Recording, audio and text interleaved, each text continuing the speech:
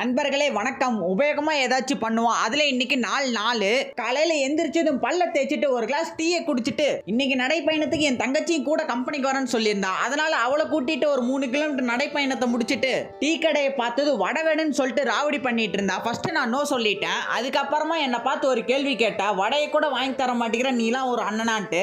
ஒன்றும் பண்ண முடியல, வாங்கி கொடுத்துட்டேன். நானும் சாப்பிட்டேன், நல்லா தான் இருந்துச்சு. அப்புறம் ஒரு சக்கரவள்ளி கிழங்க சாப்பிட்டு புரோட்டீனை கொஞ்சம் மேனேஜ் பண்ணிட்டு திரும்ப ஒரு காஃபியை குடிச்சிட்டு இன்னைக்கான ஒர்க் அவுட் 50 புஷ்அப்ஸ் 50 ஸ்குவாட்ஸ் வெற்றிகரமா முடிச்சிட்டு செடி நண்பர் ஒவ்வொருத்தனுக்கும் தேவையான அளவு தண்ணியை ஊத்திட்டு அப்படியே நானும் கொஞ்சம் தண்ணியை ஊத்தி சுத்தமாயிட்டு அப்படியே ஃபாலோ அண்ட் சப்ஸ்கிரைப் பண்ண மறந்துடாதீங்க, எல்லாரும் பண்ணிடுங்க. காலை உணவை குடும்பத்தோட சாப்பிட்டுட்டு நாளோட பெரிய வேலையை இதுதான், வீடியோ எடிட் பண்றது தான். எடிட் பண்றது கூட ஓரளவுக்கு சீக்கிரமா முடிச்சிடலாம். ஆனா அதுக்கு வாய்ஸ் கொடுக்கறது தான் கொஞ்சம் நாக்கு தள்ளிரும். அதை ஒரு 4 மணி நேரத்துக்குள்ள வாய்ஸை கொடுத்து முடிச்சிட்டு ஒரு 1.25 மணி நேரம் குரூட்டார் 6ஓட பாட்காஸ்ட் உட்காந்து பார்த்துட்டு இருந்தேன். மனுஷன் ரோட்ல இருந்து அவரோட லைஃபை இங்க கொண்டு வந்து வச்சிருக்காரு.